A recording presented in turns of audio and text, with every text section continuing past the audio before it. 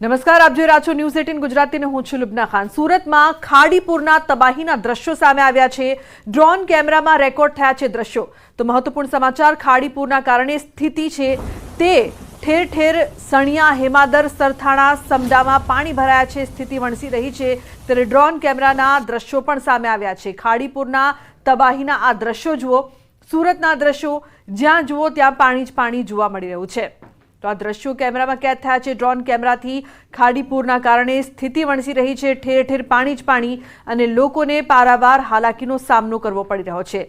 તો અનેક વિસ્તારો છે કે જ્યાં તબાહીના આ દ્રશ્યો સામે આવ્યા છે। આ સુરતના દ્રશ્યો છે, સુરતની બદલાતી સુરત ડ્રોન કેમેરામાં આ દ્રશ્યો રેકોર્ડ થયા છે। તો ખાડીપુરના કારણે સ્થિતિ છે તે ખૂબ જ ખરાબ થઈ રહી છે અને લોકો ચિંતાતુર છે। શું કામગીરી કરવામાં આવી, પ્રી મોન્સૂનની તે સવાલો પૂછી રહ્યા છે। સુરત જિલ્લામાં 2 દિવસથી પડી રહેલા ધોધમાર વરસાદને પગલે પૂરની સ્થિતિ જોવા મળી રહી છે। ઓલપાડ તાલુકાના સાયણ ગામે સોસાયટીમાં પૂરના પાણી પ્રવેશ્યા હતા। લોકોએ 2 દિવસ પૂરના પાણીમાં વિતાવ્યા હતા। એક અપંગ પરિવારની ઘરવખરીના સામાનને મોટું નુકસાન થયું છે। ઘરમાં રાખેલું અનાજ પાણીમાં પલળી ગયું છે। પરિવારજનો 2 દિવસથી ભૂખ્યા રહી જીવન જીવી રહ્યા છે। સ્થાનિક લોકો અપંગ પરિવારને થોડી મદદ માટે પણ પહોંચ્યા હતા। તો 2 દિવસ ધોધમાર વરસાદને પગલે લોકોની સ્થિતિ છે તે કેટલી ખરાબ થઈ રહી છે તે આપ જોઈ શકો છો। દિવસથી ભારે વરસાદ પડી રહ્યો હતો। વરસાદના પૂરના પાણી ઓલપાડ તાલુકાના સાયણના સાફલ્ય સોસાયટીમાં પણ ભરવા પામ્યા હતા। હજી પણ પાણી ઉતરી ગયા છે, થોડા પાણી બચ્યા છે, તમે દ્રશ્યમાં જોઈ શકો છો। પરંતુ સાફલ્ય સોસાયટીની અંદર જે પૂરના પાણી ઉતર્યા બાદ જે એક સામાન્ય કરતા અતિ સામાન્ય પરિવાર છે, એ પરિવારની આપવીતી જાણવા માટે ગ્રાઉન્ડ ઝીરો રિપોર્ટ ઉપર ન્યૂઝ 18 ગુજરાતીની ટીમ પહોંચી છે। ખાસ કરીને આ ઘરની અંદર તમે સામાન જોઈ શકો છો કે ઘરની અંદર એક કાકા જે અપંગ છે અને એક માસી છે, એ લોકો ઘરની અંદર રહે છે। એ લોકોના ઘરની અંદર 2.5 થી 3 ફૂટ જેટલું પાણી હતું, પરંતુ હાલ જે વરસાદ બંધ થવાથી પાણી ઉતરી ગયું છે, પરંતુ ઘરની અંદર પાણી યથાવત રહેતા જે ઘરમાંથી એ ઉલેચીને પાણી બહાર કાઢવાની પણ નોબત આવી जी रहे हैं। आजू बाजू वाले कोई खाना दे जाता, कोई पानी दे जाता, तो उस हिसाब से जी लेते थे और बाकी कोई साधन बचा ही नहीं।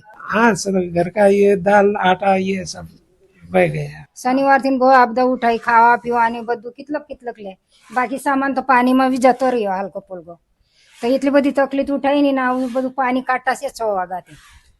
ત્યારની એટલી આપદા જેલી, ખાવાનું બનાવી નહીં, કઈ રીતે ખાવાનું બનાવ્યું? ઘરમાં 3 ફૂટ પાણી ઘરમાં હતો। બહુ આપદા ઉઠાઈને બહુ મુસીબત ઝેલી અમને। તો અમને આ પાણી કાઢીને થાયકા આવે બેઠા। કે જે લાકડાનો કબાટ છે, એ કબાટ પણ 2.5 થી 3 ફૂટ પાણીમાં ડૂબ્યો હતો। એ પાણી ઉતરી ગયું, પાણીના નિશાન હજુ અહીં છોડી ગયું છે।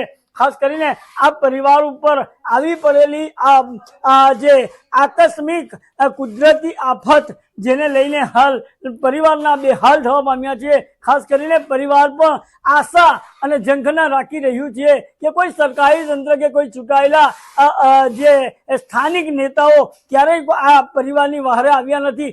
હવે જોવું રહ્યું કે જે ચૂંટણીના સમયે લોકો મત માંગવા આવે છે, પરંતુ પરિસ્થિતિ જ્યારે ખરાબ થાય છે ત્યારે કોઈ જોવા આવતું નથી। કેમેરામેન સ્મિત રાઠોડ સાથે કેતન પટેલ, ન્યૂઝ 18 ગુજરાતી, સાયણ, સુરત। તો સુરતમાં ભારે વરસાદથી કીમ નદીનું રૌદ્ર સ્વરૂપ જોવા મળી રહ્યું છે। દર પ્રતિ કલાકે વધી રહ્યું છે જળસ્તર। અનેક વિસ્તારોમાં ફરી વળ્યા છે નદીના પાણી। તો કીમ હાંસોટ રોડ કરાયો છે બંધ। ઓલપાડ, વડોલી, ઉમરાછી ગામ બેટમાં ફેરવાયા છે। એનડીઆરએફે શરૂ કરી છે રેસ્ક્યુની કામગીરી।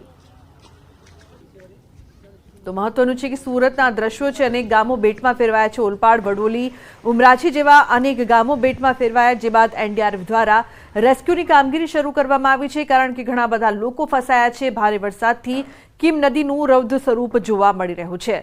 તો દર પ્રતિ કલાકે જળસ્તર સતત વધી રહ્યું છે, જે બાદ એનડીઆરએફની ટીમ પણ ત્યાં પહોંચી છે અને લોકોની મદદ પણ કરવામાં આવી રહ્યા છે।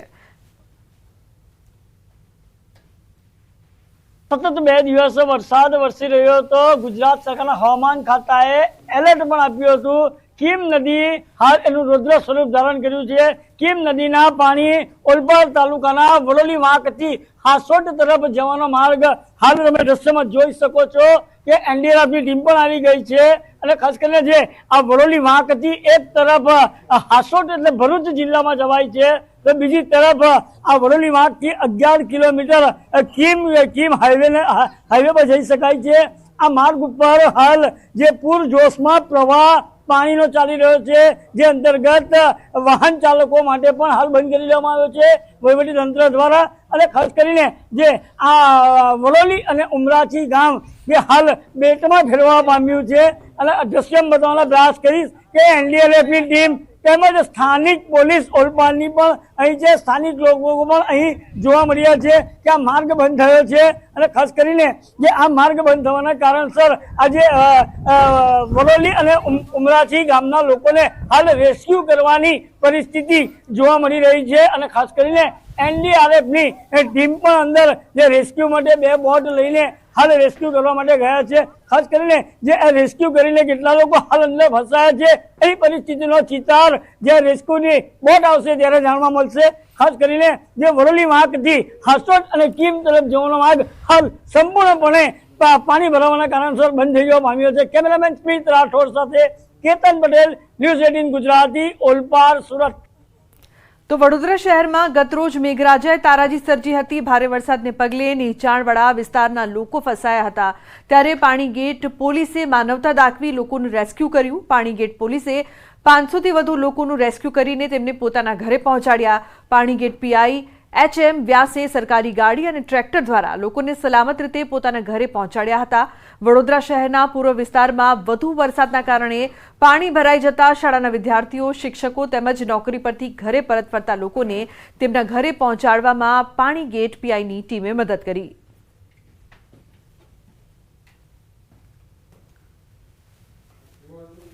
તો મહત્વનું છે કે પોરબંદર ઘેડ પંથકમાં યુવકનું રેસ્ક્યુ કરવામાં આવ્યું। કડજ ગામે યુવકનું રેસ્ક્યુ કરાયું। એનડીઆરએફ અને માધવપુર પોલીસે કર્યું રેસ્ક્યુ। યુવાનને સર્પદંશ થતા બોટ દ્વારા રેસ્ક્યુ કરાયું હતું તો બોટોને મોચા ગામ લાવીને યુવાનને સારવાર અર્થે હોસ્પિટલ ખસેડાયો હતો। ઘેડ વિસ્તારના હાલમાં પાણીમાં સાપ સહિતનો ભય રહેતો હોય છે તો યુવકને સાપ કરડ્યો હતો। પ્રતિશ જોડાયા છે ફોન લાઈન પર વધુ માહિતી આપવા માટે। પ્રતિશ, શું માહિતી પ્રાપ્ત થઈ રહી છે જે પ્રકારની સમગ્ર ઘટના સામે આવી છે?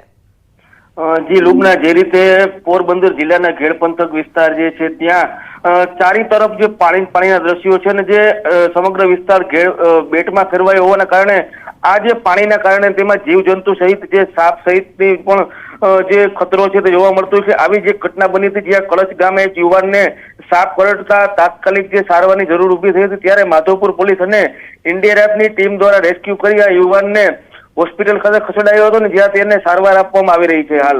લુબના જી બિલકુલ, આભાર સમગ્ર માહિતી બદલ। તો બોટથી યુવકને હોસ્પિટલ પહોંચાડવામાં આવ્યો હતો। એનડીઆરએફ અને માધવપુર પોલીસે રેસ્ક્યુ કર્યું। તો ઉપલેટાના ગઢાળા ગામમાં મોજ નદી પરના કોઝવે પર પડ્યા છે મોટા ગાબડા। મોજ નદીના ધસમસતા પ્રવાહમાં વચ્ચેથી રોડ ધોવાઈ ગયો છે। કોઝવે પર આખી ટ્રક ડૂબી જાય એટલા મોટા ખાડા પડ્યા છે।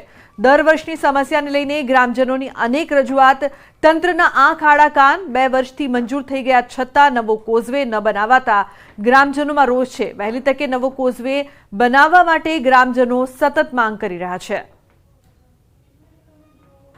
છેલ્લા 5 વર્ષથી આ જે અમારો કોઝવે આવેલ છે તે અવારનવાર ગાબડા પડેલ છે, પરંતુ રોડ ખાતાના કે ગમે અધિકારી આવી અને દર વર્ષે આમાં બેટન નાખી જાય છે।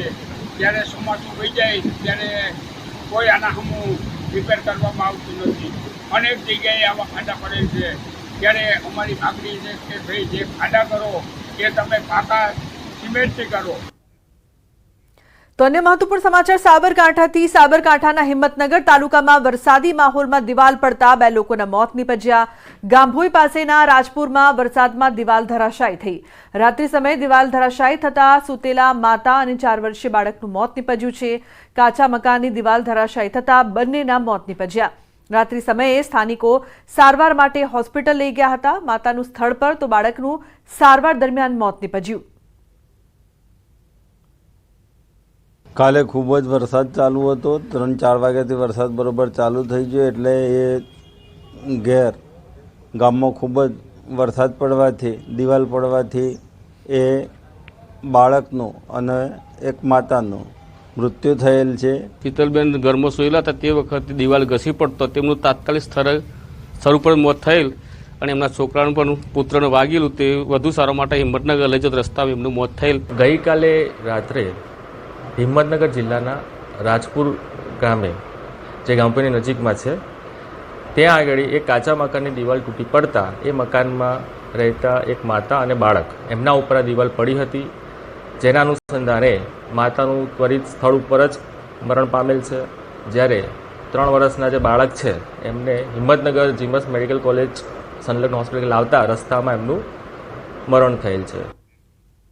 તો એક તરફ રાજ્યમાં અનરાધાર વરસાદ પડી રહ્યો છે તો બીજી તરફ સુરેન્દ્રનગરમાં ભર ચોમાસે પણ જિલ્લાના જળાશયો ખાલીખમ જોવા મળી રહ્યા છે. થોરિયાડી, સબુરી, નીંભડી અને ત્રિવેણી ઠાંગા ડેમમાં પાણી તળિયા ઝાટક થઈ ગયું છે, જ્યારે અન્ય 3 ડેમમાં હાલ પાણીનો જથ્થો 10%થી પણ ઓછો છે, એટલે કે નહિવત પાણીનો જથ્થો છે. આગામી સમયમાં જો સારો વરસાદ નહીં પડે તો જળ સંકટ સર્જાવાના એંધાણ વર્તાઈ રહ્યા છે. જિલ્લામાં આવેલા કુલ 11 જળાશયોમાં કુલ સંગ્રહ ક્ષમતાના માત્ર 24% જેટલો જ પાણીનો જથ્થો હાલ ઉપલબ્ધ છે. 100 mm જેટલો નોંધાયેલો છે, જ્યારે 2024ની અંદર જુલાઈ મહિના સુધીમાં વરસાદ અરાઉન્ડ 1700 મિલીમીટર જેટલો વરસાદ 10 તાલુકામાં નોંધાયેલો છે. આંકડાને ફિગર જોતા એવું લાગે છે કે ગઈ વર્ષની સરખામણીમાં આ વખતે વરસાદ સુરેન્દ્રનગર જિલ્લામાં ઓછો નોંધાયેલો છે. સુરેન્દ્રનગર જિલ્લામાં ચાલુ વર્ષે વરસાદની ખેંચને લઈને હજુ સુધી સિઝનનો માત્ર 25% જેટલો જ વરસાદ વરસ્યો છે અને સુરેન્દ્રનગર જિલ્લાના જળાશયોની વાત કરવામાં આવે તો સુરેન્દ્રનગર જિલ્લાના જે મુખ્ય 11 જળાશયો છે આ જળાશયોમાં હાલ 25 થી 30% જેટલો જ પાણીનો જથ્થો બચ્યો છે. ચોમાસાની સિઝનનો અડધાથી વધુ સમય છે વીતી ચૂક્યો છે, તેમ છતાં હજુ સુધી સારા વરસાદ ન થતા જે જિલ્લાના મુખ્ય જળાશયો છે તે પૈકી 4 જળાશયો છે હજુ પણ ખાલીખમ છે, જ્યારે 3 જળાશયોમાં 10%થી ઓછો પાણીનો જથ્થો છે, જેને લઈને ક્યાંક ને ક્યાંક આગામી સમયમાં ગ્રામ્ય વિસ્તારોમાં પાણીની કટોકટી સર્જાય તેવા એંધાણ વર્તાઈ રહ્યા છે. ત્યારે તંત્ર દ્વારા આ મામલે આગોતરું આયોજન કરવામાં આવે તેવી લોકમાંગ ઉઠવા પામી છે. અક્ષય જોશી, ન્યૂઝ 18 ગુજરાતી, સુરેન્દ્રનગર. તો જૂનાગઢમાં પાણીની સમસ્યાને લઈને લોકોમાં રોષ જોવા મળી રહ્યો છે. ધારાસભ્ય, જિલ્લા પંચાયત પ્રમુખ પર લોકોએ રોષ ઠાલવ્યો. રસ્તા, ખેતરોના ધોવાણ સહિતના પ્રશ્નોને લઈને રોષ જોવા મળી રહ્યો છે. તો મેંદરડાના નાગલપુર ગામે સમગ્ર ઘટના બની છે. નાણાં પંચની ગ્રાન્ટને લઈને વિવાદ થયો. ધારાસભ્ય અરવિંદ લાડાણી અને અધિકારીઓ અને પદાધિકારીઓ પહોંચ્યા. મેંદરડા પંથકમાં ગામડાઓમાં વરસાદી સ્થિતિનો તાગ મેળવવા માટે તેઓ ગયા હતા, ત્યારે સ્થાનિકોએ રોષ સાથે આકરા સવાલો કર્યા હતા. પોલીસ, વન વિભાગ, માર્ગ મકાન વિભાગ, સિંચાઈ વિભાગ સહિતના અધિકારીઓની ટીમ પણ સાથે હતી. સમગ્ર ઘટનાનો વિડીયો સામે આવ્યો છે.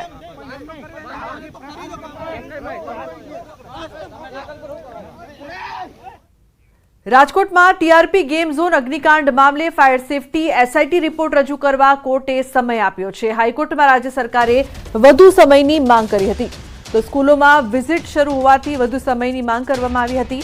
2 ઓગસ્ટના ગુજરાત હાઈકોર્ટમાં સુનાવણી હાથ ધરાશે.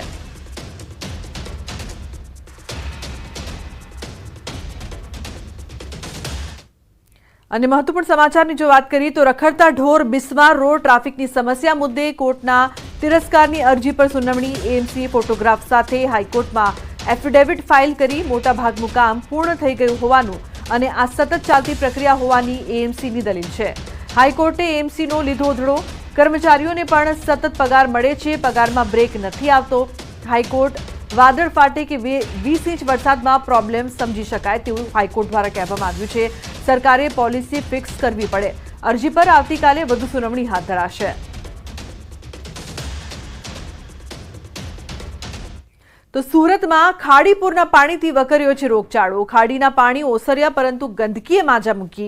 પીવાના પાણીમાં દૂષિત પાણી ભળી જતા રોગચાળો વધ્યો છે. વાલમનગરમાં પાણી ભરાયા છે. ખાડીપુરના પાણી સોસાયટીમાં ઝાડા ઉલટીના કેસ વધ્યા છે. પાણીજન્ય રોગ ફેલાતા હવે પાલિકા તંત્ર દોડતું થયું છે.